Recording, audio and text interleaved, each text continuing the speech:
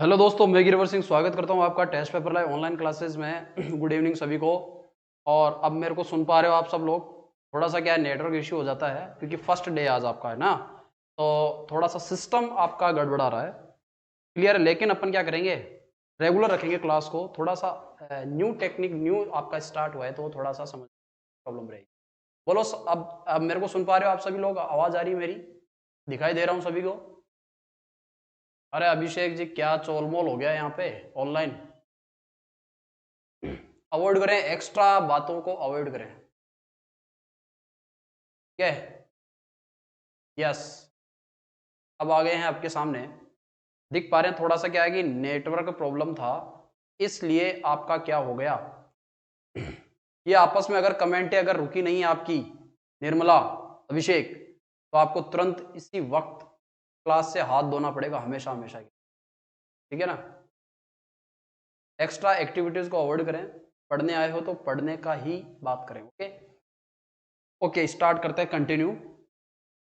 Fundamental classes होगी दोस्तों, थोड़ा होल्ड कर दिया क्योंकि एक बार में एक ही क्लास हो पाएगी, इसलिए माफी चाहते हैं। क्योंकि नया सिस्टम है तो थोड़ा समझने में टाइम लगेगा, इसलिए अब अपन क्लास को कंटिन्यू करते हैं। ठीक है, अब अपन क्लास को कंटिन्यू करते हैं। देखिएगा, मैंने आपको बताया कि आपसे क्वेश्चन बन सकता है एंजाइना पेक्टोरिस के बारे में। ठीक है, एंजाइना पेक्टोरिस के बारे में। और एंजाइना पेक्टोरिस आपसे पूछी जा सकती है। एक तो कार्डियोवास्कुलर डिजीज है, ध्यान रखना, मैंने आपको यहां बताया कि कोरोनरी आर्टरी के अंदर ब्लॉकेज हो जाए तो आपका क्या होगा, ऑब्स्ट्रक्शन होगा। और ऑब्स्ट्रक्शन की वजह से दोस्तों इस हार्ट में, हार्ट मसल्स में क्या डेवलप होगा, ब्लड सप्लाई डिक्रीज होगी। और ब्लड सप्लाई डिक्रीज होगी तो इस कंडीशन को आप क्या बोलोगे, इस्चीमिया। और इस्चीमिया की वजह से अब यहां की सेल्स क्या करेगी, एनएरोबिक रेस्पिरेशन स्टार्ट करेगी। ठीक है ना, एनएरोबिक रेस्पिरेशन स्टार्ट करेगी। और एनएरोबिक रेस्पिरेशन के दौरान लैक्टिक एसिड का फॉर्मेशन होगा। निर्मला जी सॉरी सर, कोई बात नहीं निर्मला जी, लेकिन आप लोग खुद अंडरस्टैंड, आप अंडरस्टूड हो, समय भी खराब कर रहे हो, लेकिन फिर पता नहीं चल रहा है क्या कर रहे हो आप लोग। ठीक है ना, यहां अपन बात करें लैक्टिक एसिड का फॉर्मेशन होगा और उसकी वजह से दोस्तों सीवियर क्या होगा, पेशेंट को चेस्ट पेन होगा। ठीक है, अब अगर ये परमानेंटली ऑब्स्ट्रक्ट हो जाए, परमानेंटली ऑब्स्ट्रक्ट हो जाए तो कंडीशन आपकी क्या कहलाएगी, मायोकार्डियल इंफार्क्शन कहलाएगी। क्या कहलाएगी, मायोकार्डियल इंफार्क्शन। ध्यान रखना, एंजाइना में केवल इस्चीमिया होता है और मायोकार्डियल इंफार्क्शन के अंदर आपका नेक्रोसिस हो जाता है। क्या हो जाता है, नेक्रोसिस हो जाता है, हार्ट आपका कंप्लीट डेथ हो सकता है। ठीक है, एंजाइना ध्यान रखना दोस्तों, एंजाइना और एमआई मैं आपका दोनों एक साथ बताता हूं, एंजाइना और एमआई के बारे में। मायोकार्डियल इंफार्क्शन बोलते हैं इसको। ठीक है ना, मायोकार्डियल इंफार्क्शन बोलते हैं। अब कोई ऐसे मत कहना कि सर एक एक पॉइंट को डिटेल से समझाओ, की पॉइंट्स बता रहा हूं ताकि आपको समझने में आसानी हो। ठीक है, एंजाइना आपका क्या होगा, आपका रिवर्सिबल है, ध्यान रखना, रिवर्सिबल है। जबकि एमआई आपका क्या है दोस्तों, इरिवर्सिबल है, इस बात का ध्यान रखना। ठीक है, एमआई आपका क्या है, इरिवर्सिबल, मतलब एक बार अगर आपका एंजाइना हो जाए तो ये ठीक हो सकता है, जबकि एक बार इंफाक्शन हो जाए हार्ट में तो ये ठीक नहीं हो सकता है दोस्तों। जबकि इन दोनों का मोस्ट कॉमन कोज अगर मैं बात करूं तो इन दोनों का मोस्ट कॉमन कोज क्या होता है, एथेरोस्क्लेरोसिस। इस बात का ध्यान रखना, एथेरोस्क्लेरोसिस होता है जहां फैटी प्लाक का डिपोजिशन हो जाता है। अभी जस्ट आपको बताया कि कोरोनरी आर्टरी के अंदर अगर आपका पार्शियली ब्लॉकेज है तो कंडीशन को आप क्या बोलोगे, एंजाइना। जबकि कंप्लीट ऑब्स्ट्रक्शन है दोस्तों तो कंडीशन को आप क्या बोलोगे, मायोकार्डियल इंफार्क्शन। ये अंतर है बेसिक। ठीक है, एंड ध्यान रखना, दोनों के अंदर अगर मैं बात करूं, इसके अंदर डेवलप होगा आपका angina is a partial blockage of coronary artery. जबकि यहां पर क्या होगा, परमानेंटली ब्लॉकेज होगा, परमानेंटली ब्लॉकेज होगा आपके हार्ट के अंदर। उस वजह से दोस्तों नेक्रोसिस डेवलप होगा हार्ट में। और यहां पर नेक्रोसिस डेवलप नहीं होगा, यहां पर केवल और केवल क्या रहेगा, इस्चीमिया ही रहेगा। जबकि अगर आप इसको ठीक नहीं कर पाओगे तो फिर ये एंजाइना आपका एमआई में कन्वर्ट हो सकता है। ठीक है ना? यस अर्जुन राम जी बिल्कुल करेक्ट है।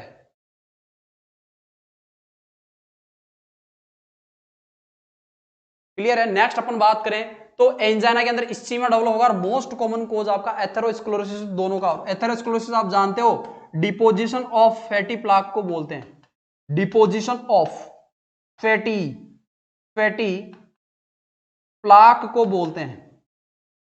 अरे अभिषेक चौधरी डट जा भाई, डट जा अभिषेक चौधरी, सेकेंड ईयर ही अभी तो, ठीक है? कंपटीशन वालों को पढ़ाते हम, क्लास डिस्टर्ब कर रहा है तो तुरंत यहां से चला जाए। नेक्स्ट अपन बात करें यहां पर डिपोजिशन ऑफ फैटी प्लाक, तो दोस्तों देखिएगा इस्चीमिया। अब देखना दोनों के अंदर क्या होगा, खतरनाक चेस्ट पेन होगा। दोनों के अंदर क्या होगा दोस्तों, खतरनाक चेस्ट पेन होगा। लेकिन ये जो अगर आपसे अगर मैं बात करूं एमआई के बारे में, चेस्ट पेन जो होगा ना दोस्तों, ये आपका क्या होगा, ये आपका दोस्तों चेस्ट पेन, ये रेफरल पेन होगा। इस बात का ध्यान रखना, रेफरल पेन होगा किसमें, मायोकार्डियल इंफार्क्शन के अंदर। यानी पेन यहां से स्टार्ट होगा, रिट्रोस्टर्नम साइड से स्टार्ट होगा और अपवार्ड जाएगा, लोअर जा में जाएगा, लोअर जा से फिर नेक में जाएगा, नेक से शोल्डर में जाएगा, शोल्डर से बैक साइड में जाएगा, फिर वो आपका कहां जाएगा, आर्म पे जाएगा, लेफ्ट आर्म पे जाएगा, फिर फिंगर्स में जाएगा। किसका पेन, एमआई का पेन। क्या बोल रहा हूं देखिएगा, पेन आपका रिट्रोस्टर्नल पेन होता है, रिट्रोस्टर्नल पेन होता है, और ये पेन आपका रेफरल पेन होता है। ध्यान रखना इस बात का, मतलब रिट्रोस्टर्नल से स्टार्ट हुआ, नेक में गया, नेक से कहां गया, लोअर जा में गया, लोअर जा से कहां जाएगा, बैक में जाएगा, बैक से कहां जाएगा, शोल्डर में जाएगा, और शोल्डर से कहां जाएगा दोस्तों, आपका लेफ्ट आर्म पे जाएगा, और लेफ्ट आर्म से कहां जाएगा, फिंगर्स में जाएगा। ठीक है? तो ये इस प्रकार पेन का रेफर होगा। समझ गए, समझ गए क्या? तो यहां दोस्तों आप लोग ध्यान रखें कि एमआई और एंजाइना के अंदर बेसिक अंतर ये होता है कि इसके अंदर इस्चीमिया होगा जबकि इसमें क्या होगा, नेक्रोसिस। क्लियर है? लेकिन यहां अगर मैं बात करूं ड्रग्स की, ड्रग्स क्या दोगे, तो ड्रग्स यहां पर आप दोगे नाइट्रोग्लिसरीन। कौन सी ड्रग दोगे, नाइट्रोग्लिसरीन ड्रग दोगे। ध्यान रखें नाइट्रोग्लिसरीन जो होती है सब क्यूटेनियस रूट से दी जाती, सॉरी सब लिंगुअल रूट से दी जाती है। जीभ के नीचे सब लिंगुअल रूट होता है आपका, नाइट्रोग्लिसरीन रख देंगे एंड ये धीरे धीरे डिजोल्व होगी और ये एक प्रकार की क्या है, वेजो डायलेशन का काम करेगी, वेजो डायलेटर होती है। और नाइट्रोग्लिसरीन किसको डायलेट करेगी, कोरोनरी आर्टरी को डायलेट करेगी। और जैसे ही आपकी कोरोनरी आर्टरी डायलेट हुई तो ब्लड की सप्लाई आपके हार्ट को बढ़ेगी कि नहीं बढ़ेगी, बढ़ेगी। और हार्ट को जैसे ब्लड की सप्लाई बढ़ेगी तो वापस ब्लड की सप्लाई हार्ट को नॉर्मल होगी, वापस नॉर्मल होगी दोस्तों, तो पेन उसका सबसाइड होगा कि नहीं होगा। तो ध्यान रखना nitroglycerin is a drug of choice in case of angina. जबकि एमआई के केस में आप लोग कौन सी ड्रग्स दोगे, एमआई के केस में कौन कौन सी ड्रग्स दोगे, ध्यान रखना एमआई के केस में अपन ड्रग्स देंगे, वेरी वेरी इंपॉर्टेंट, आप ड्रग दोगे दोस्तों मोना। मोना नाम ध्यान रखना, मोना का मतलब क्या होगा, मोना का मतलब होगा मोर्फिन सल्फेट। मोर्फिन सल्फेट क्यों दोगे, क्योंकि पेशेंट को चेस्ट पेन है तो मोर्फिन सल्फेट पेन रिलीव करेगी। ओ फॉर ऑक्सीजन थेरेपी ध्यान रखना, ओ फॉर ऑक्सीजन थेरेपी ध्यान रखना, यानी मायोकार्डियल इंफार्क्शन अगर आपका आ जाए तो मोना थेरेपी याद रखना।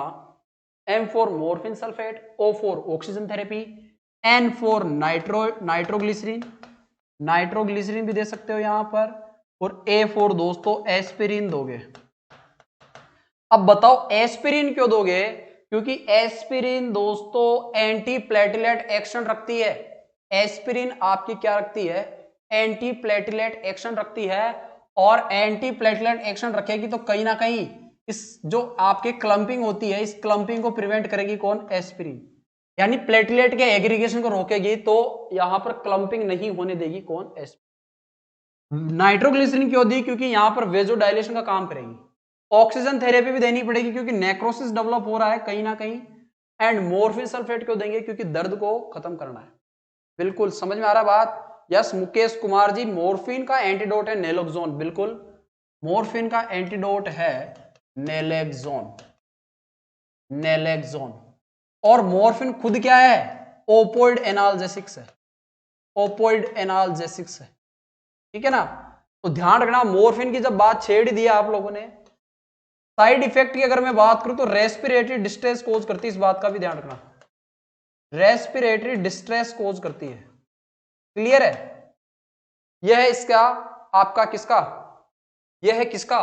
आपका मॉर्फिन सल्फेट का ओपोइड एनाल्जेसिक्स का एंटीडोट। अब आपसे क्वेश्चन, बड़ा क्वेश्चन बनेगा, बड़ा क्वेश्चन बनेगा दोस्तों, तो आप ध्यान रखना, टाइप्स भी पूछे जा सकते हैं, ठीक है ना। एंजाइना के टाइप्स भी पूछे जा सकते हैं, तो मैं थोड़ा आपको एंजाइना के टाइप्स के बारे में भी बता देना चाहता हूं। देखिएगा, एंजाइना के टाइप्स काफी इंपॉर्टेंट है, तो आप लोग ध्यान रखना। फर्स्ट टाइप की अगर मैं बात करूं तो स्टेबल एंजाइना, सेकंड होता है अनस्टेबल एंजाइना, और थर्ड होता है दोस्तों आपका very very important variant angina, and four होता है, फोर कौन सा होगा? अरे फोर होगा आपका आपका silent angina. Silent angina. Five आप लोग ध्यान रखना, कोस्टल एंजाइना। कोस्टल एंजाइना, और भी कई टाइप होते हैं, लेकिन अपने को अगर आप 5 भी लिखते हो तो आपका काम चल जाएगा। स्टेबल एंजाइना को ही अपन क्या बोलते हैं? Exertional angina. एक्सर्शनल एंजाइना, समझ गए? स्टेबल एंजाइना को ही अपन क्या बोलते हैं? Exertional angina. कई लोग कंपटीशन वाले भी आ गए यहाँ पे, ठीक है। एक्सर्शनल एंजाइना बोलते हैं, या इसी को ही आप बोल सकते हो दोस्तों very very important demand angina. समझ गए? अनस्टेबल एंजाइना का ही दूसरा नाम होता है आपके सामने pre infarction angina. Pre infarction angina. अब क्लास अटक तो नहीं रही है ना? यस। और आपका क्या है? वेरिएंट एंजाइना जो है, इसी को ही बोलते हो आप वेजोस्पास्टिक एंजाइना। वेजोस्पास्टिक एंजाइना, या तीसरा नाम भी ध्यान रखें, प्रिंज मेटल एंजाइना भी बोलते हैं इसी को, ठीक है। और साइलेंट एंजाइना, कोस्टल एंजाइना। अब यहां पर देखिएगा, सबसे पहले मैं बात करूं स्टेबल एंजाइना की, तो ध्यान रखना दोस्तों, स्टेबल एंजाइना क्या है? स्टेबल का मतलब होता है कि क्लाइंट यहां पर स्टेबल हो सकता है, यानी ये आपका क्या है? ठीक हो सकता है, ठीक है। ये आपका क्या होता है? ठीक हो सकता है। जब आप पेशेंट को, मैंने आपको बताया था ड्रग ऑफ चॉइस नाइट्रोग्लिसरीन, जब पेशेंट को आप क्या दे दो? नाइट्रोग्लिसरीन दे दो, या पेशेंट को रेस्ट करवा दो, तो ये आपका जो चेस्ट पेन होगा, वो चेस्ट पेन क्या हो जाएगा? वो चेस्ट पेन आपका रिलीव हो जाएगा। इस बात का ध्यान रखना। समझ रहे हो ना कंसेप्ट? समझना है, यहां पर मैं आपको थ्योरी रटा नहीं रहा हूं, समझा रहा हूं, ठीक है। समझा हुआ कभी भी नहीं भूला जा सकता है, और एंजाइना काफी इंपॉर्टेंट है, इस बात का ध्यान रखना। स्टेबल एंजाइना, इसी का एक्सर्शनल डिमांड, यानी जब पेशेंट एक्टिविटी करता है, जब पेशेंट एक्टिविटी करता है तो उस दौरान पेशेंट को क्या होगा? दर्द होगा, चेस्ट पेन होगा, तो ऐसे पेशेंट को नाइट्रोग्लिसरीन दे दो, रेस्ट दे दो, तो ठीक हो जाएगा। अनस्टेबल एंजाइना क्यों बोला आपने? अनस्टेबल एंजाइना इसलिए बोला दोस्तों कि आप चाहे नाइट्रोग्लिसरीन दो, चाहे रेस्ट दो, तब भी पेशेंट का pain not relieve, pain not relieve, इस बात का ध्यान रखना। पेन यहां पर ठीक नहीं होता है, इसलिए यस गुड इवनिंग आपको भी, ठीक है। Pre infarction angina, pre infarction angina बोला है क्योंकि ये आपका मोस्ट डेंजरस है, इस बात का ध्यान रखना, मोस्ट डेंजरस है। अगर ये किसमें कन्वर्ट हो सकता है? ये कन्वर्ट हो सकता है तुरंत आपके एमआई में कन्वर्ट हो सकता है, इसलिए इसको मोस्ट डेंजरस बोला। इसमें पेशेंट को नाइट्रोग्लिसरीन भी दोगे, रेस्ट भी दोगे, तो भी उसका पेन ठीक नहीं होगा। जबकि वेरिएंट एंजाइना क्यों होता है? तो कोरोनरी आर्टरी के अंदर स्पाज्म हो जाता है, बहुत ही सीवियर स्पाज्म हो जाता है। उस केस में जब पेशेंट को दर्द फील होगा, तो वो एंजाइना आपका क्या कहलाएगा? Variant angina. एकमात्र ऐसा एंजाइना जिसमें पेन नहीं होता है दोस्तों, पेन एब्सेंट होगा, चेस्ट पेन कंप्लीटली क्या होगा, एब्सेंट होगा, इसको आप क्या बोलोगे, silent angina. And coastal angina क्यों हो रहा है, यानी रिब्स के अंदर कोई मान लीजिए स्ट्रोक पड़ा, यानी कोई मान लीजिए इंजरी हुई, उस केस में चेस्ट पेन हो रहा है तो वो आपका कोस्टल एंजाइना कहलाता है। समझ गए हो क्या? तो दिस इज, और ये मोस्टली देखा जाता है किसमें, डायबिटीज मेलाइटिस वाले पेशेंट में। कौन सा, साइलेंट एंजाइना आपका मोस्टली देखा जाता है डायबिटीज मेलाइटिस वाले पेशेंट के। ठीक है, यस, बोलो समझ में आई इतनी बात? फिर अपन बात करते हैं दोस्तों, ये थे आपके एंजाइना और एमआई के बारे में मोस्ट बातें। हालांकि काफी डीपली चलता है मामला, लेकिन थोड़ा समय का भाव है, अपने को क्वेश्चन ज्यादा कवर करना है। ठीक है, तो ये मोस्ट बातें हैं, और ये अगर आप कर दोगे तो इससे बड़ा चढ़ा के आपको और लिखना पड़ेगा। ठीक है, फिर मैनेजमेंट क्या दोगे, अरे मैनेजमेंट, नर्सिंग मैनेजमेंट में फोकस करना। पेशेंट को यहां पर तुरंत क्या करो, ऑक्सीजन थेरेपी दो, तुरंत पेशेंट को क्या करो, ऑक्सीजन थेरेपी दो, पेन मेडिकेशन दो, क्लियर है। और पेशेंट को दोस्तों डाइट का भी ध्यान रखा जाता है। डाइट में जैसे कि अपन बात करें तो फैट फ्री डाइट, ठीक है, फैट लो होनी चाहिए, डाइट में ध्यान रखना। फैट की वजह से क्या हो सकता है, कोलेस्ट्रॉल का डिपोजिशन हो सकता है, तो कोलेस्ट्रॉल कम रखेंगे, फैट फ्री डाइट देंगे, साथ ही पेशेंट को लिक्विड डाइट ज्यादा दोगे। और दोस्तों ध्यान रखना, पेशेंट को रेगुलर एक्सरसाइजिंग लाइफस्टाइल मॉडिफिकेशन पे फोकस किया जाता है, बोलो लिख दोगे क्या एंजाइना और एमआई के बारे में? और ध्यान रखना, चेस्ट पेन पे आपका सबसे फर्स्ट प्रायोरिटी होगी चेस्ट पेन ठीक करने की।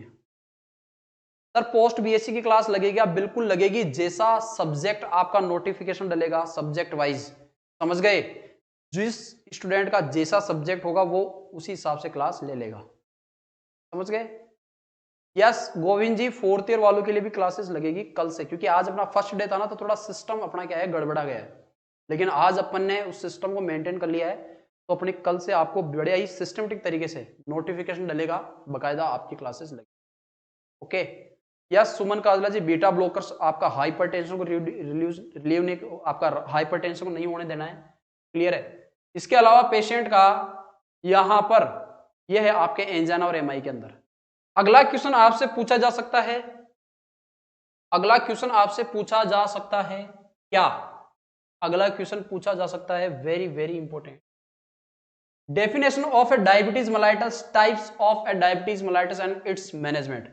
ध्यान रखें दोस्तों, डायबिटीज मेलाइटस काफी इंपॉर्टेंट बीमारी, ये भी आपको ध्यान रखना है, समझ रहे हो ना सेकंड ईयर वालों, डायबिटीज मेलाइटस आपका काफी इंपॉर्टेंट हो सकता है, पूछा जाएगा, 100% क्वेश्चन आता है डायबिटीज मेलाइटस। पहली चीज तो डायबिटीज मेलाइटस होता क्या है, डायबिटीज मेलाइटस, फटाफट राइट आंसर पुट करें, डायबिटीज मेलाइटस क्या समझते हो?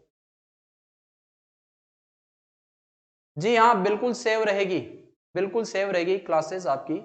डायबिटीज मेलाइटस, यहां आपसे ये पूछा जाएगा कि डायबिटीज मेलाइटस के अंदर होगा क्या। सिंपल अगर मैं बात करूं तो ब्लड शुगर लेवल क्या होगा, बढ़ जाएगा, या एक ही वर्ड में बात करूं तो हाइपरग्लाइसीमिया होगा, हाइपरग्लाइसीमिया देखने को मिलेगा, समझ गए हो, हाइपरग्लाइसीमिया देखने को मिलेगा। ठीक है भाई। और फर्स्ट ईयर पढ़ के आए हो तो ये भी बता दो, नॉर्मल ब्लड शुगर लेवल कितना होता है, इस बात का ध्यान रखें। नॉर्मल ब्लड शुगर लेवल आपका मोर देन कितना, फास्टिंग ब्लड शुगर आपका, ध्यान रहे दोस्तों, 70 से 100 आपका mg/dl, अगर इससे अबव जा रहा है तो आप क्या बोलोगे कि डायबिटीज मेलाइटस। जबकि आपसे मैं बात करूं कि पोस्ट पेरेंडियल यानी खाना खाने के बाद आपका ब्लड शुगर लेवल 100 से 140 mg/dl से जा रहा है अबव, तो वो क्या कहलाएगा, हाइपरग्लाइसीमिया कहलाएगा। ठीक है, हाइपरग्लाइसीमिया कहलाएगा। ठीक है, यस क्या बात है, शानदार। एंड आपका ध्यान रहे, अब डायबिटीज मेलाइटस के अंदर होगा क्या, हाइपरग्लाइसीमिया होगा। क्यों? तो इसका भी एक कारण है, समझ लेना, शॉर्ट एंड स्वीट बताता हूं आपको। डायबिटीज मेलाइटस दोस्तों 2 टाइप का होता है, समझ गए? 2 टाइप का होता है आपका diabetes mellitus. Type first diabetes mellitus and type second diabetes mellitus. इसी को ही दोस्तों इंसुलिन डिपेंडेंट डायबिटीज मेलाइटस बोलते हैं, और इसको बोलते हैं non insulin dependent diabetes mellitus. अब देखना अंतर, इंसुलिन डिपेंडेंट का मतलब क्या होगा, यानी एंडोजिनस इंसुलिन, एंडोजिनस इंसुलिन आपका प्रेजेंट होगा या एब्सेंट होगा, बताओ? एंडोजिनस इंसुलिन आपका एब्सेंट होगा। तो फिर आपको exogenous insulin, exogenous insulin require the patient, require the patient. And what is endogenous and exogenous? What is endogenous and exogenous? तो ध्यान रखें, एंडोजिनस इंसुलिन यानी बॉडी में जो इंसुलिन बन रहा है वो एब्सेंट है, इस बात का ध्यान रखना, ठीक है? बॉडी में जो इंसुलिन बन रहा है वो क्या है, एब्सेंट है। तो फिर पर्सन को क्या है, टोटली बाहर से इंसुलिन लेना पड़ेगा, ठीक है? इसके अंदर है क्या, टाइप से ध्यान रखना, ध्यान रखना दोस्तों, ठीक है? अरे अर्जुन राम जी डट जाओ, ठीक है भाई। और एक होता है आपका gestation diabetes mellitus, gestation diabetes mellitus. अब यहां देखिएगा, ये मोस्टली आपका less than 40 year of age में देखने को मिलता है। कौन सा? Insulin dependent diabetes mellitus. जबकि ये आपका ओल्डर अडल्ट एज, जिनकी एज आपकी more than 40 year of age हो गई है, उनके अंदर देखने को मिलता है। समझ गए हो? अब इसके अंदर इंसुलिन बॉडी में नहीं बन रहा है तो आपको बाहर से इंसुलिन देनी पड़ेगी, यानी एक्सोजिनस इंसुलिन देना पड़ेगा। जबकि इसके अंदर क्या होगा, नॉन इंसुलिन डिपेंडेंट है, यानी बॉडी के अंदर जो एंडोजिनस इंसुलिन बन रही है, इंसुलिन प्रेजेंट है, इस बात का ध्यान रखना। तो फिर बाहर से यानी एक्सोजिनस इंसुलिन, एक्सोजिनस इंसुलिन देने की आपको जरूरत नॉट रिक्वायर, जरूरत नहीं है, इस बात का ध्यान रखना, ठीक है? और गेस्टेशन डायबिटीज मेलाइटस स्पेशली देखा जाता है प्रेग्नेंट लेडी में। किसमें भाई? प्रेग्नेंट लेडी में। प्रेग्नेंट लेडी में जो डायबिटीज मेलाइटस होगा वो क्या होगा, गेस्टेशन डायबिटीज मेलाइटस। कारण क्या है इसका, तो इस बात का ध्यान रखें दोस्तों, जो प्रेग्नेंट लेडी होगी उसके अंदर प्लेसेंटा भी होगा, और प्लेसेंटा आपका रिलीज करेगा HPL हार्मोन, हुमन आपका प्रोलैक्टिन, आपका लैक्टोजन, HPL हार्मोन, ठीक है, लैक्टोजन्स। तो यहां पर अपन बात करें HPL हार्मोन जो होगा ये क्या करेगा, ये HPL हार्मोन दोस्तों बॉडी के अंदर जितनी भी सेल्स होंगी ना, अरे जितनी भी सेल्स होंगी उनके ऊपर जो आपके रिसेप्टार्स होंगे, सेल के ऊपर क्या होंगे, रिसेप्टार्स, तो इन रिसेप्टार्स को रेजिस्टेंस कर देता है कौन, HPL हार्मोन। अब इससे क्या कहानी घटित हो जाएगी, HPL हार्मोन हमारी बॉडी के अंदर जितनी भी सेल्स होंगी उन सेल्स का क्या कर देगा, रेजिस्टेंस डेवलप कर देगा। अब देखना इससे क्या होगा, इससे ये होगा, इससे एक चीज ये होगी, ये है तुम्हारा ब्लड और ये है सेल। अब ब्लड के अंदर कौन है, ब्लड के अंदर है दोस्तों इंसुलिन, इंसुलिन है।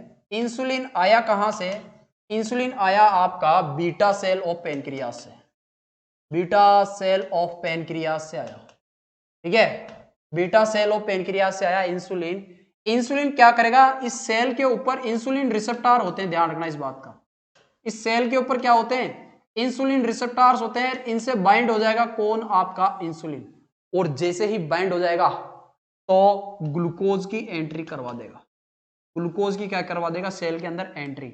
आप जानते हो ग्लूकोज सेल के लिए कितना रेस्पॉन्सिबल है, ग्लूकोज की वजह से आपको एटीपी मिलती है, यस, ह्यूमन प्रोलैक्टिन लैक्टोजेंस, बिल्कुल, आपका ग्लूकोज की वजह से सेल को क्या मिलती है, सेल को एनर्जी मिलती है, एटीपी मिलती है, हमारी बॉडी चलती है, यानी प्राइमरी सोर्स आपकी बॉडी का कौन है, ग्लूकोज है।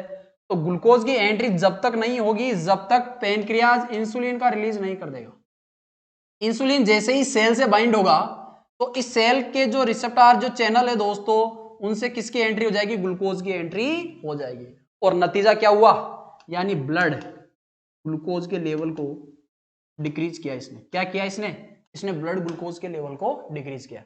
अब आ जाओ आप कंडीशन के ऊपर। इंसुलिन डायबिटीज मेलाइटस होता क्यों है, तो इसका कारण सुन लीजिए।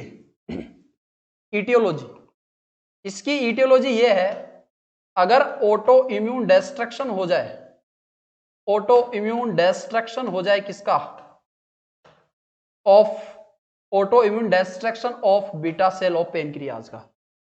अरे समझ पा रहे हो क्या, ऑटो डिस्ट्रक्शन हो जाए, ऑटो इम्यून डिस्ट्रक्शन हो जाए आपकी बीटा सेल ऑफ पेनक्रियाज का, तो उस केस में मैं कह सकता हूं बीटा सेल डिस्ट्रक्ट हो गई। बीटा सेल जैसे डैमेज हो गई तो बताओ इंसुलिन आएगा, इंसुलिन नहीं आएगा। तो ग्लूकोज की शिफ्टिंग होगी, नहीं होगी। ग्लूकोज की शिफ्टिंग नहीं होगी तो ब्लड ग्लूकोज का लेवल क्या होगा, बढ़ेगा।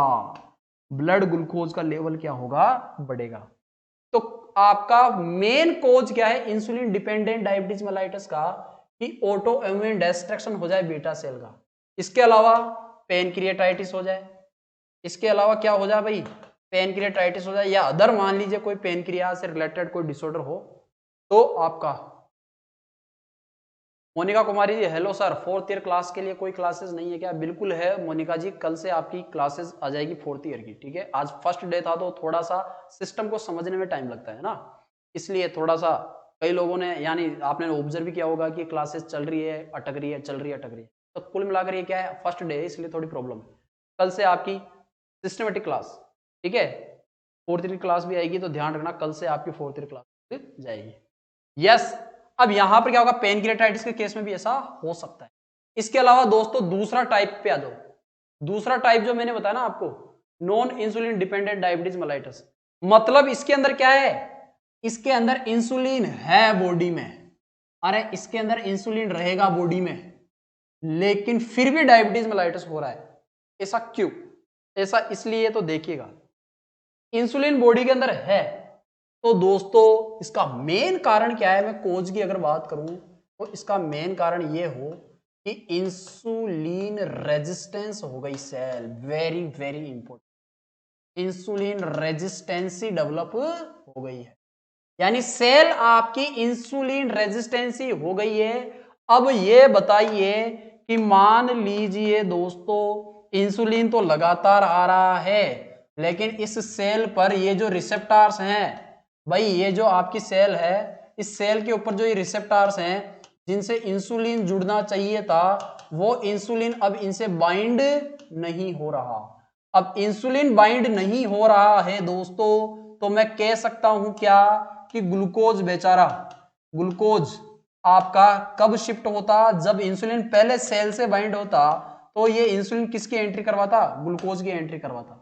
लेकिन इंसुलिन ये जो रिसेप्टर है, ये रिसेप्टर किससे प्रति सेंसिटिव, रेजिस्टेंस हो गए, इंसुलिन के प्रति रेजिस्टेंस हो गए। कुल मिलाकर इन रिसेप्टर से इंसुलिन नहीं जुड़ रहा, नोट बाइंड, नोट बाइंड। अब ये नहीं जुड़ेगा तो इसकी शिफ्टिंग नहीं होगी, तो बताओ ब्लड के अंदर ग्लूकोज का लेवल भी बढ़ेगा, इंसुलिन का लेवल भी बढ़ेगा, यानी इंसुलिन की प्रेजेंसी में ग्लूकोज का लेवल बढ़ रहा है। This is known as non insulin diabetes mellitus, this is known as insulin diabetes mellitus. बोलो भाई क्लियर है,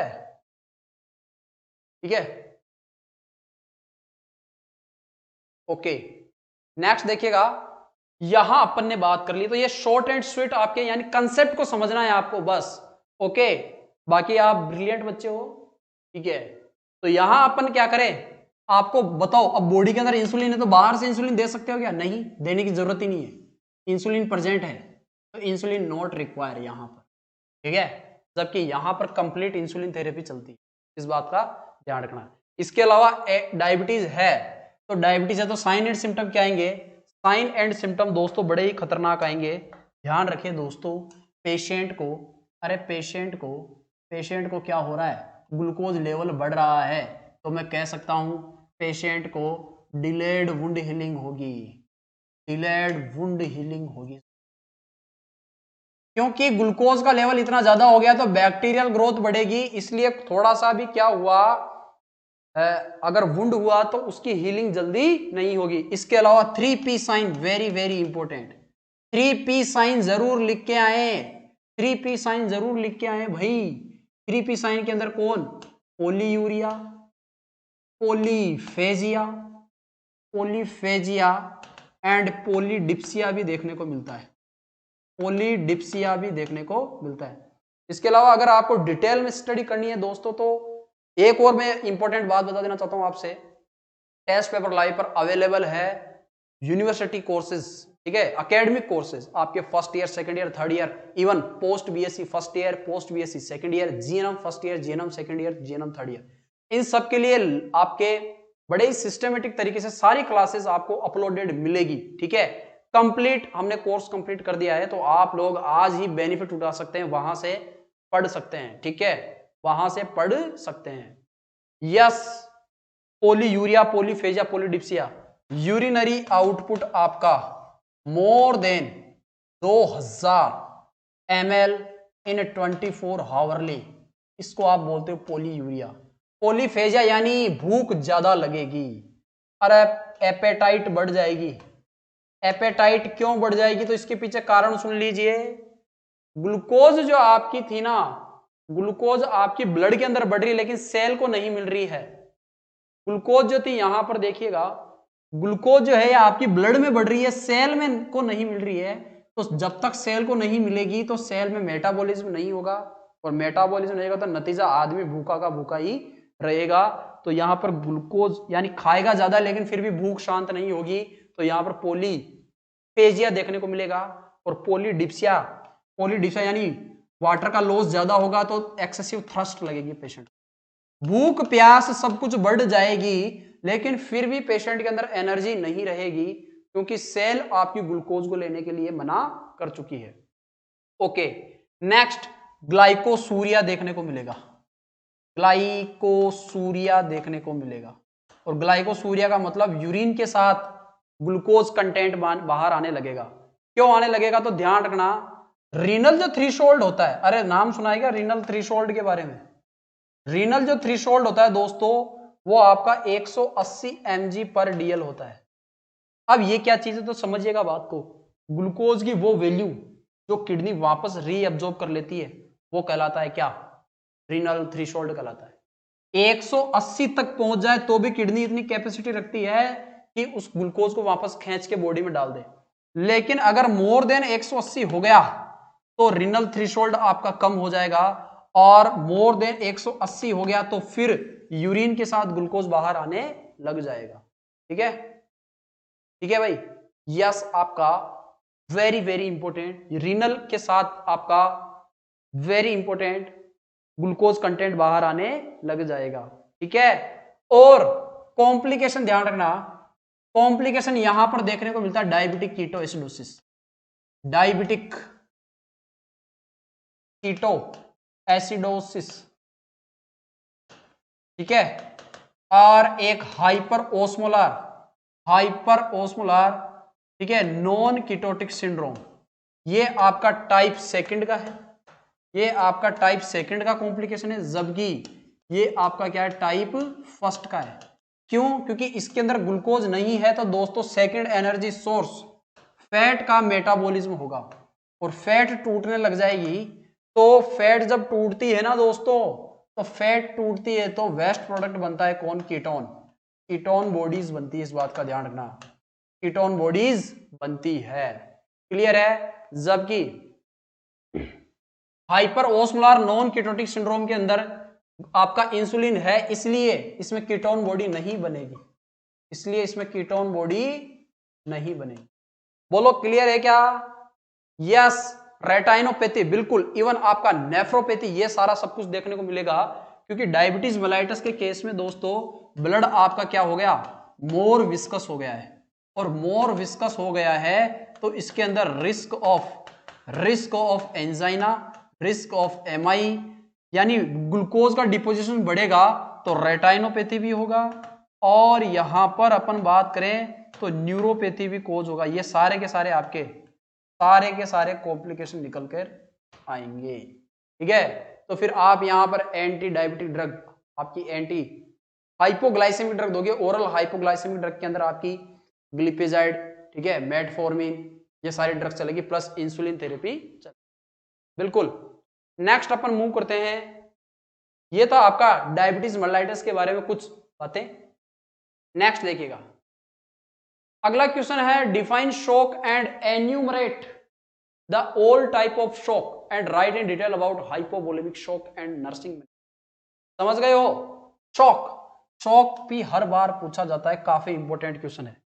ठीक है ना, शॉक भी आपका काफी काफी काफी इंपॉर्टेंट क्वेश्चन है। शॉक होता क्या है, तो पहली चीज मैं आपको बता देना चाहता हूं, यानी decrease tissue perfusion, decrease tissue perfusion less than, ठीक है, सॉरी पहली चीज तो क्या है, डिक्रीज टिश्यू परफ्यूजन। और अगली डेफिनेशन अगर मैं बात करूं तो decrease oxygen, oxygen in the tissue according to body demand, body demand. Oxygen and blood supply दोनों लिख सकते हो आप, ऑक्सीजन या फिर ब्लड सप्लाई दोनों, यानी जितनी आपको एक सेल को सरवाइव करने के लिए, मेटाबॉलिज्म करने के लिए जितनी ऑक्सीजन चाहिए थी, वो ऑक्सीजन, वो ब्लड की सप्लाई, वो डिक्रीज है दोस्तों।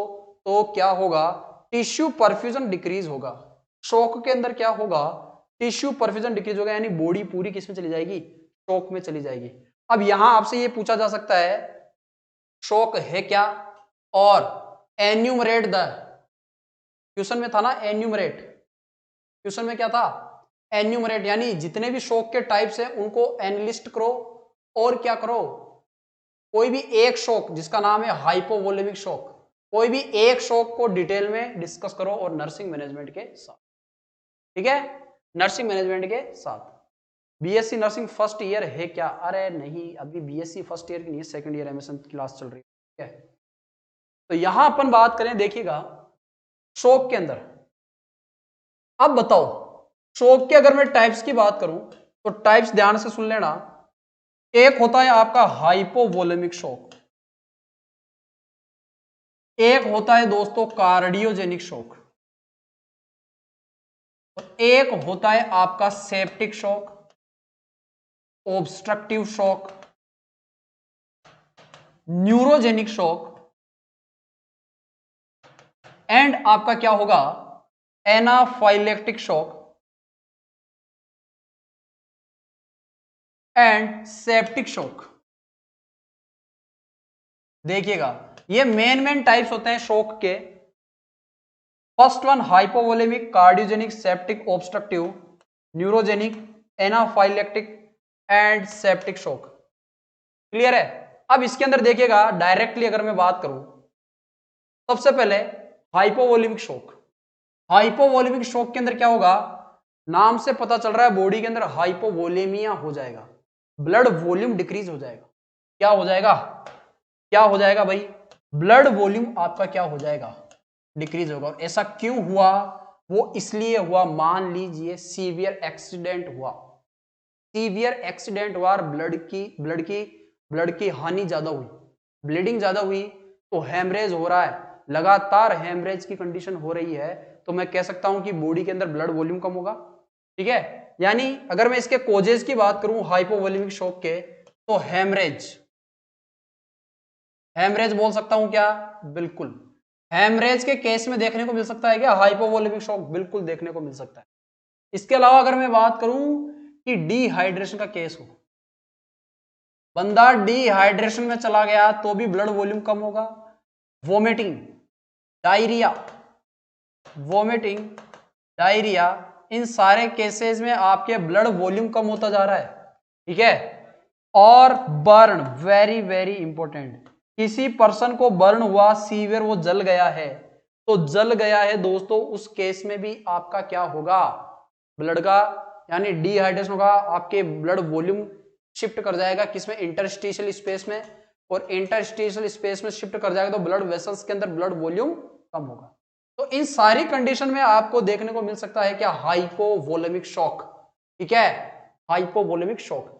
जबकि कार्डियोजेनिक शॉक के अंदर क्या होगा, कार्डियोजेनिक शॉक के अंदर दोस्तों आपका हार्ट के अंदर कोई डिफेक्ट है, हार्ट के अंदर कोई डिफेक्ट है तो बताओ कार्डियक आउटपुट मेंटेन कर पाएगा क्या, नहीं।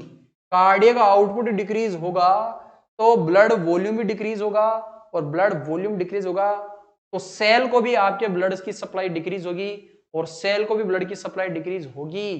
तो कहीं ना कहीं दोस्तों आपका वेरी वेरी इंपॉर्टेंट क्या हो जाएगा, शॉक की कंडीशन डेवलप हो जाएगी। जबकि एक देर का सेप्टिक शॉक, सेप्टिक का मतलब पता चल रहा है कि बॉडी के अंदर इतना खतरनाक इंफेक्शन की कंडीशन हुई है, इंफेक्शन की वजह से किसी सेल के अंदर अगर इंफेक्शन हो जाए तो उसके अंदर प्रॉपर मात्रा में ब्लड आएगा, नहीं आएगा। ओके, सेप्टिक डबल है क्या, बिल्कुल ओके, ठीक है। तो आपकी बॉडी में इंफेक्शन की वजह से सेल के अंदर इंफेक्शन हो गया तो बताओ उसके अंदर सेल के अंदर ब्लड की सप्लाई प्रॉपर होगी, नहीं होगी, तो सेल आपकी शॉक में जाएगी कि नहीं जाएगी। ऑब्स्ट्रक्टिव शॉक, नाम से पता चल रहा है कि रुकावट आ जाए, यानी ब्लड वेसल्स के अंदर कोई आपका फैटी प्लाक का डिपोजिट हो जाए, कोलेस्ट्रॉल का डिपोजिट हो जाए, या किसी भी प्रकार का स्टोन हो जाए, स्टोन वेरी इंपॉर्टेंट, ठीक है, कैंसर, ट्यूमर ओके, और अदर अगर हम बात करें तो फैटी प्लाक का फॉर्मेशन हो जाए, इन सब कंडीशन के अंदर क्या होगा, ऑब्स्ट्रक्शन होगा। और ऑर्गन, यह है ऑर्गन को ब्लड की सप्लाई क्या होगी, डिक्रीज होगी। तो ऑर्गन के अंदर कौन है, सेल किस में जाएगी, शॉक में जाएगी। This is a known as obstructive shock. अगला है यहां पर न्यूरोजेनिक शॉक। न्यूरोजेनिक शॉक का मतलब क्या होगा कि हमारी बॉडी के अंदर मान लीजिए किसी पर्सन को क्या हुई, स्पाइनल कोड इंजरी हुई, किसी पर्सन को क्या हुई, स्पाइनल कोड इंजरी हुई। तो अब बताइए स्पाइनल के जो भी आपके ट्रैक होते हैं, रूट होते हैं, आपके नर्व रूट होते हैं, वहां से नर्व्स कहीं ना कहीं हमारी पूरी बॉडी को सप्लाई करती है। तो स्पाइनल कोड के अंदर इंजरी हुई तो बताओ ब्लड वेसल्स आपकी बॉडी की, उसके अंदर नर्व सप्लाई होगी, नहीं होगी। और नर्व सप्लाई नहीं होगी, यस क्या बात है, शानदार। और नर्व सप्लाई नहीं होगी, नर्व सप्लाई आपकी ब्लड वेसल्स को नहीं होगी तो कहीं ना कहीं ब्लड वेसल्स डायलेट और कॉन्ट्रैक्शन नहीं होंगे। तो अगर एबनॉर्मल डायलेट हुई तो भी आपकी ब्लड की सप्लाई अगर आपको डिक्रीज हो सकती है सेल को, और अगर नैरो हुई तो भी ब्लड की सप्लाई क्या हो सकती है, डिक्रीज हो सकती है। तो नर्व की वजह से कोई प्रॉब्लम हो और शॉक डेवलप हो, ठीक है, ठीक है भाई। और ध्यान रहे किशन जी ने बताया शानदार, सारे के सारे शॉक के अंदर टेकिकार्डिया होता है, लेकिन केवल और केवल न्यूरोजेनिक शॉक के अंदर आपको क्या देखने को मिलता है, ब्रेडीकार्डिया, ब्रेडीकार्डिया, ठीक है। शॉक होगा ना, ब्लड की सप्लाई कम होगी तो कंपनसेटरी मैकेनिज्म, हार्ट क्या करेगा, ज्यादा कॉन्ट्रैक्ट करेगा। लेकिन केवल और केवल न्यूरोजेनिक शॉक के अंदर क्या होगा, ब्रेडीकार्डिया होगा। एनाफाइलेक्सिस, एनाफाइलेक्टिक शॉक में क्या होगा, एनाफाइलेक्टिक शॉक में यानी सीवियर एलर्जिक कंडीशन की वजह से बॉडी में ऐसी खतरनाक कोई सीवियर एलर्जी हुई, या ऑटो इम्यून हाइपर सेंसिटिविटी हुई, ऑटो इम्यून हाइपर सेंसिटिविटी हुई और बॉडी किस में चली गई, शॉक में चली गई, तो this is known as anaphylactic shock. तो ध्यान रखना शॉक के केस में फिर आप क्या करोगे, शॉक के केस में दोस्तों आप आईवी फ्लूइड इलेक्ट्रोलाइट के ऊपर फोकस करोगे, आईवी फ्लूइड और इलेक्ट्रोलाइट पे फोकस करोगे, ठीक है। साथ ही पर्सन के अंदर, यस बढ़िया रिवीजन हो रहा है, थैंक यू सभी को, ठीक है। यहां पर नर्सिंग मैनेजमेंट पे फोकस करना आप लोगों को, ठीक है। नर्सिंग मैनेजमेंट पे क्या फोकस करना है मैं आपको बता देना चाहता हूं शॉर्टली, ठीक है। सबसे पहले पेशेंट को तुरंत क्या करें, रीहाइड्रेट करें, तुरंत पेशेंट को क्या करें, रीहाइड्रेट करें। इसके अलावा जो अगर मान लीजिए हेमरेजिक शॉक है, हेमरेजिक शॉक है दोस्तों, तो तुरंत क्या करें, ब्लीडिंग साइट पर तुरंत क्या करें, प्रेशर पुट करें, प्रेशर पुट करें, जिससे क्या होगा, ब्लीडिंग रुकेगी। क्योंकि क्वेश्चन में आपको हेमरेजिक शॉक, हाइपोवोलेमिक शॉक के बारे में डिटेल में बताना है, इसलिए बता रहा हूं। हेमरेजिक शॉक के केस में ब्लीडिंग साइट पर तुरंत प्रेशर पुट करें, और जिससे क्या हो, मिनिमम से मिनिमम ब्लड का लॉस हो। ओरल रीहाइड्रेशन थेरेपी आपकी डिहाइड्रेशन और डायरिया के केस में दोगे आप, बिल्कुल। आईवी फ्लूइड, सीवियर आपका हेमरेज है तो IV fluid and electrolytes patient को तुरंत आईवी फ्लूइड इलेक्ट्रोलाइट्स देवें। ठीक है, साथ में पेशेंट को पोजीशन कौन सी रखोगे आप, पोजीशन ध्यान रखना, ट्रेंडलबर्ग पोजीशन दोगे, क्योंकि ट्रेंडलबर्ग पोजीशन से क्या होगा, ब्रेन की तरफ ब्लड की सप्लाई बढ़ानी, ब्रेन की तरफ ब्लड सप्लाई आपको बढ़ानी है, और ब्रेन को ब्लड सप्लाई बढ़ेगी तो पेशेंट अनकॉन्शियसनेस, ठीक है ना भाई, ज्यादा ब्लड का लॉस हो गया तो पेशेंट अनकॉन्शियसनेस में भी जा सकता है, आपका कोमा में भी जा सकता है। ठीक है, आपका व्हाट इज आईवी फ्लूइड, अरे इंट्रावेनस फ्लूइड। ठीक है, क्लियर है, तो आपका ब्रेन को ब्लड की सप्लाई बढ़ानी है, आपको ध्यान रखें, तो इस केस में आपको वेरी वेरी इंपॉर्टेंट ट्रेंडलबर्ग पोजीशन रखनी है, क्योंकि पेशेंट कभी भी अनकॉन्शियसनेस हो सकता है, कभी भी पेशेंट बेहोश हो सकता है, कभी भी पेशेंट आपका कोमा में जा सकता है, क्योंकि ज्यादा सीवियर ब्लड का अगर लॉस हो गया है। ठीक है, नेक्स्ट अपन बात करें शॉक के केस में, शॉक के केस में दोस्तों, और अगर अपन बात करें तो शॉक के केस में दोस्तों ड्रग की अगर मैं बात कर लूं, ड्रग्स की, ड्रग्स आप क्या दोगे, ध्यान रखना, वेजोप्रेसिन ड्रग ऑफ चॉइस रहेगी। वेजोप्रेसिन से क्या होगा, इसी को आप एडीएच हार्मोन बोल सकते हो, ये क्या करेगी, ये आपकी बॉडी में वाटर, सोडियम एंड वाटर का लेवल बढ़ाएगी, रीएब्जॉर्प्शन करेगी, और अगर इससे रीएब्जॉर्प्शन होगा, ठीक है, अगर रीएब्जॉर्प्शन होगा तो कहीं ना कहीं सोडियम और वाटर का लेवल बढ़ेगा, तो बॉडी के अंदर हाइपोवोलेमिया ठीक होगा। ठीक है सर, हमें कैसे पता चलेगा क्लास पोस्ट बीएससी के लिए या किसी और के लिए, सब्जेक्ट ध्यान रख, सब्जेक्ट नाम की कोई चीज होती है, एमएसएन आपका फर्स्ट, अगर आपके एमएसएन सब्जेक्ट है तो आप उसकी क्लास लो। इसी प्रकार कैसे बच्चों जैसी बातें करते हो यार, एमएसएन मैंने बोला कि आपका सब्जेक्ट वाइज क्या होगा, सब्जेक्ट वाइज आपका नोटिफिकेशन डलेगा, क्लियर है, तो जिसका जो सब्जेक्ट होगा वो उसकी क्लास ले लेगा।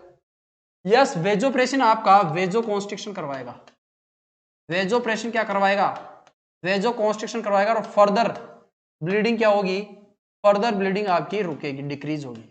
ठीक है, तो वेजोप्रेसिन इफेक्टिव ड्रग है। इसके अलावा आप पेशेंट के अंदर और क्या कर सकते हो, डिजोक्सिन भी दे सकते हो, पेशेंट के अंदर और क्या दे सकते हो, डिजोक्सिन भी देते हो। डिजोक्सिन एक प्रकार की कार्डियक ग्लाइकोसाइड है, कार्डियक ग्लाइकोसाइड है, तो ध्यान रखना यहां पर डिजोक्सिन फोर्स ऑफ कॉन्ट्रैक्शन बढ़ाने का काम करती है, फोर्स ऑफ कॉन्ट्रैक्शन बढ़ाने का काम करती है, तो फोर्स ऑफ कॉन्ट्रैक्शन बढ़ेगा तो हार्ट की पंपिंग एबिलिटी भी बढ़ेगी, और हार्ट की पंपिंग एबिलिटी बढ़ेगी दोस्तों, तो कहीं ना कहीं वापस क्या होगा, कहीं ना कहीं वापस क्या होगा, हार्ट की पंपिंग एबिलिटी बढ़ेगी तो कार्डियक आउटपुट मेंटेन होगा।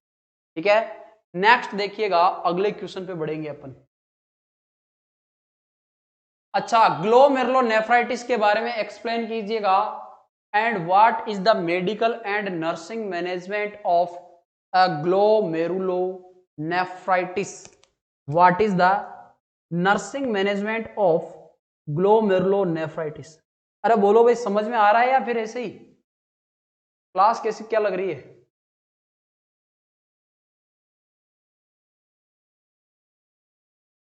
ठीक है ना। और ध्यान रखें दोस्तों, अगर आपको अच्छा लग रहा है क्लासेस के बारे में तो ज़्यादा से ज़्यादा अपने फ्रेंड्स को जोड़ें, ठीक है, ताकि सबका बेनिफिट मिल सके। यस, एनाफाइलेक्टिक शॉक के अंदर एंटी एलर्जिक है तो आप हिस्टामाइन वगैरह दोगे, बिल्कुल रिद्धि जी। ओके, तो सेकेंड ईयर है अभी आपकी, ध्यान रखना। इसी प्रकार टेस्ट पेपर लाइव पर डीपली लेवल से सारे कोर्सेज अवेलेबल है आपके लिए, ठीक है ना, तो घर बैठे कोचिंग हो जाएगी आपकी, पढ़ें और बढ़ें आगे, बिल्कुल। नेक्स्ट अपन बात करते हैं आपके ग्लोमेरुलोनेफ्राइटिस के बारे में। ये क्वेश्चन भी कई बार पूछा गया है, इस बात का ध्यान रखना।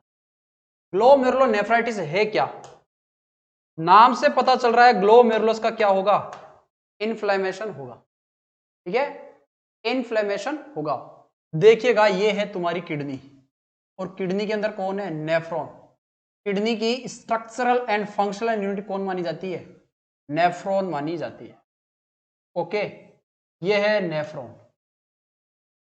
अब देखिएगा, this is a very important glomerulus, glomerulus, and this is a Bowman capsule, Bowman capsule. This is a very very important Bowman capsule. अब देखना, आपकी बॉडी के अंदर जो ग्लोमेरुलोनेफ्राइटिस कंडीशन है, पहली चीज तो कहां की बीमारी है? ये किडनी की बीमारी है। कई लोगों को यही नहीं पता होगा। नेफ्राइटिस यानी इंफ्लामेशन ऑफ अ नेफ्रॉन, और नेफ्रॉन के अंदर भी कौन सा वाला पार्ट? ग्लोमेरुलस वाला पार्ट। ठीक है, ऐसे पोस्टमार्टम किया जाता है डिजीज का। एक ही वर्ड में बात करूं तो क्या है ये? इन्फ्लामेशन ऑफ ग्लोमेरुलो, ग्लोमेरुलो, ठीक है, ग्लोमेरुलाई, इन्फ्लामेशन ऑफ ग्लोमेरुलाई। इस पूरे के पूरे ग्लोमेरुलाई का क्या हो जाए? इन्फ्लामेशन हो जाए। दिस इज, ध्यान रखना, इन्फ्लामेशन बोल रहा हूं, डैमेज नहीं बोल रहा हूं। डैमेज बोलूंगा तो फिर बात दूसरी हो जाएगी। अगर मैं इसको डैमेज बोल दूं तो फिर नेफ्रोटिक सिंड्रोम हो जाएगा। वो क्या हो जाएगा? नेफ्रोटिक सिंड्रोम हो जाएगा। इस बात का ध्यान रखना, ठीक है। ग्लोमेरुलोनेफ्राइटिस के अंदर सिंपली अगर मैं बात करूं, इन्फ्लामेशन ऑफ ग्लोमेरुलो। अब देखना, यहां पर क्या होता है दोस्तों, ये जो कैपिलरियां होती है ना, ये है हमारी एफरेंट आर्टरियोल और ये है इफरेंट आर्टरियोल। यहां से ब्लड आएगा और ब्लड इसका फिल्ट्रेशन होगा, और फिल्टर होकर जो भी वेस्ट प्रोडक्ट होगा वो कहां जाएगा? इस बोमन कैप्सूल में जाएगा। और ये है पीसीटी। मैक्सिमम पोर्शन आपका कहां रीअब्जॉर्ब हो जाएगा? पीसीटी में हो जाएगा। यह है नॉर्मल बातें। लेकिन दोस्तों जीएफआर यहां पर क्या? यस बिल्कुल, जीएफआर डिक्रीज होगी। यहां पर क्या हो जाएगी? ये इन्फ्लामेशन हो जाएगा। तो बताओ, अब जैसे पहले की तुलना में फिल्ट्रेशन भी यहां पर क्या होगा? गड़बड़ाएगा कि नहीं गड़बड़ाएगा? पहले जितना फिल्ट्रेशन हो रहा था, यानी जीएफआर नॉर्मल होती है आपकी 125 ml पर मिनट के हिसाब से। ब्लड आपका 125 ml पर मिनट के हिसाब से क्षमता है, फिल्टर होता है। ठीक है, अब बताओ कि अगर इसके अंदर इंफ्लामेशन हो जाए तो जीएफआर आपकी डिक्रीज होगी कि नहीं होगी? बिल्कुल होगी। तो अब जो पहले की भांति क्या नहीं हो पाएगा? फिल्ट्रेशन नहीं बन पाएगा। और फिल्ट्रेशन नहीं बन पाएगा तो नतीजा क्या होगा? ये पोरस बन जाएगी, वेरी वेरी, यानी एक्सेसिव पोर्स, यानी अब यहां पर प्रेशर इतना ज्यादा हो गया, प्रेशर इतना ज्यादा हो गया कि अब इसमें क्या हो जाएंगे? पोर बड़े हो जाएंगे। ये पोर बड़े हो जाएंगे दोस्तों, तो जो चीज फिल्टर नहीं होनी चाहिए थी वो भी अब फिल्टर हो जाएगी। जैसे आपके प्रोटीन, आपका आरबीसी, प्लेटलेट्स, ये सारी चीजें क्या नहीं होनी चाहिए थी? बॉडी से फिल्टर नहीं होनी चाहिए थी, तो वो भी आपकी फिल्टर होने लग जाएगी। अब बताओ, आरबीसी अगर फिल्टर हो रही है तो यूरिन के साथ आरबीसी बाहर आएगी कि नहीं आएगी? यूरिन के साथ आरबीसी बाहर आएगी। नतीजा क्या हो जाएगा? हिमेचूरिया। अरे होगा कि नहीं होगा? हिमेचूरिया देखने को मिलेगा। यानी ब्लड के साथ आपका आरबीसी का, ठीक है, आपके आरबीसी का एक्सक्रिएशन भी होने लग जाएगा। ठीक है, this is known as hematuria. और क्या देखने को मिलेगा? और आपका प्रोटीनूरिया भी बताया था अभी मैंने आपको। प्रोटीन का भी क्या होगा? यहां पे एक्सक्रिएशन होगा यूरिन के साथ, तो प्रोटीनूरिया होगा। और क्या होगा? Very very very important sign, dark cola colour urine आएगा। Dark cola colour Coca Cola पिए सबने, डार्क कोला कलर यूरिन देखने को मिलेगा, क्योंकि आरबीसी पास हो रही है। ठीक है, अदर ब्लड क्लॉट आपके पास हो रहे हैं, तो आपके यूरिन का अपीयरेंस कैसा होगा? डार्क कोला कलर का। ठीक है ना, साइन एंड सिम्टम काफी इंपॉर्टेंट है। इसके अलावा अगर मैं बात करूं और क्या देखने को मिलता है, और आपका वेरी वेरी इंपॉर्टेंट, ब्लड आपका ज्यादा पास हो रहा है। ठीक है, यूरिन आपका ज्यादा पास हो रहा है। ठीक है, तो यहां अपन बात करें दोस्तों, यस बिल्कुल डार्क कोला कलर को, ठीक है, बिल्कुल हिमेचूरिया होगा। यस, नेक्स्ट अपन बात करें, बॉडी के अंदर वेस्टेज का क्या होने लग जाएगा? एक्यूमुलेशन होने लग जाएगा, क्योंकि फिल्ट्रेशन नहीं बन रहा है ना, तो बॉडी के अंदर वेस्ट का एक्यूमुलेशन होगा।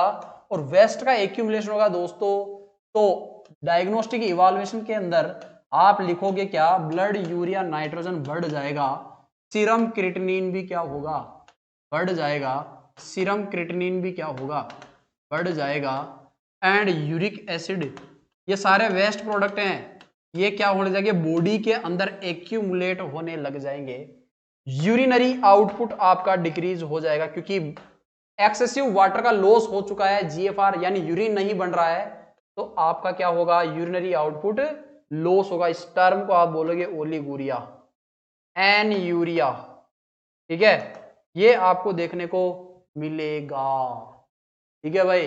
और ध्यान रखना, ग्लोमेरुलोनेफ्राइटिस का मेन कोज क्या होता है, मेन कोज होता है, very very important, infection of group A beta haemolytic, haemolytic streptococci, इस बात का ध्यान रखना।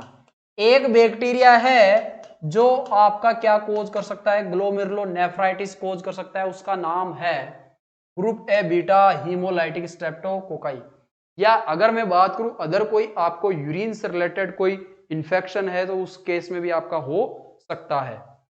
अब ध्यान रखना, ये बैक्टीरिया जो होता है ना दोस्तों, ये आपकी बॉडी में एंटीजन एंटीबॉडी कॉम्प्लेक्स बना सकता है, और एंटीजन एंटीबॉडी कॉम्प्लेक्स बनेगा तो कहीं ना कहीं आपके ऑर्गन्स के अंदर डिपॉजिट होगा, और ऑर्गन्स के अंदर डिपॉजिट होगा तो ऑर्गन्स के अंदर ऑटो इम्यून इन्फ्लामेशन कोज कर सकता है, ऑर्गन को डैमेज भी कर सकता है। तो किडनी के अंदर अगर डैमेज, किडनी के अंदर अगर आपका डिपॉजिट हो रहा है तो ग्लोमेरुलोनेफ्राइटिस कोज करेगा। वहीं ध्यान रखना, हार्ट के अंदर ये कार्डियक आपका एंडोकार्डाइटिस कोज करता है, रूमेटोइड आर्थराइटिस भी कोज करता है, इस बात का भी ध्यान रखना, ठीक है, क्लियर है। यस, माइल्ड हाइपरटेंशन भी देखने को मिलेगा जब आपका जीएफआर डिक्रीज हो जाएगा। तो नेक्स्ट अपन बात करें तो यहां पर आप ड्रग ऑफ चॉइस क्या दोगे, ड्रग ऑफ चॉइस दोगे दोस्तों penicillin, very very important, penicillin रहेगी ड्रग ऑफ चॉइस, क्योंकि ब्रॉड स्पेक्ट्रम एंटीबायोटिक है। तो आपकी मेन अपन बात करते हो पेनिसिलिन या एंड अदर आप एंटीबायोटिक्स भी दे सकते हो। क्लियर है, बताओ कैसे लगे ये 4 क्वेश्चन अपन ने डिस्कस किए हैं, काफी इंपॉर्टेंट क्वेश्चन है दोस्तों, ध्यान रखना, काफी इंपॉर्टेंट क्वेश्चन है चारों के चारों।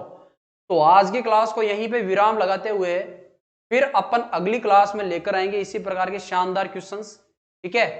एक बार फिर से एमएसएन फर्स्ट के क्वेश्चन लेके आऊंगा, ध्यान रखना, ठीक है, एक बार फिर से लेके आऊंगा एमएसएन के क्वेश्चन। फंडामेंटल क्लास कब होगी सर, बिल्कुल हो जाएगी, जस्ट मेरे बाद क्लास उनकी, ओके, तो आप लोग बने रहेंगे।